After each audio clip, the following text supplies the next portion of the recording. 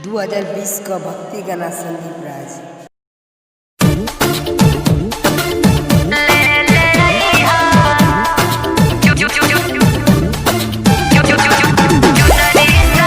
आप सुन रहे हैं संदीप राज।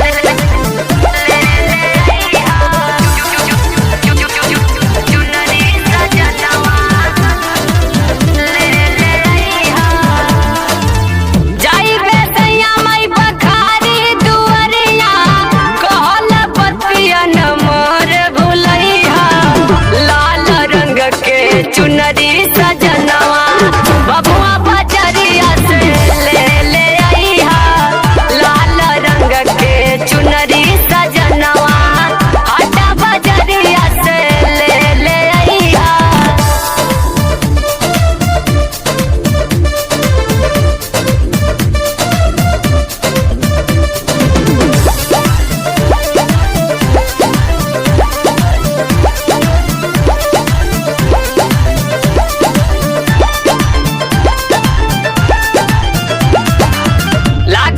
कहिए से मनवा में ललसा करती माई के दर्शनवा हो, भाव भक्ति में नहीं लगा के करब माई के पूजनवा हो।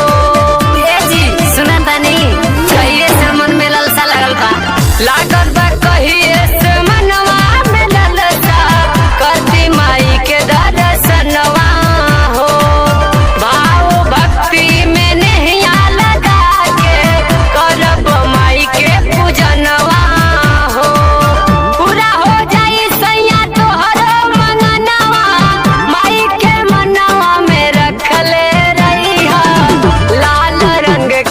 चुनरी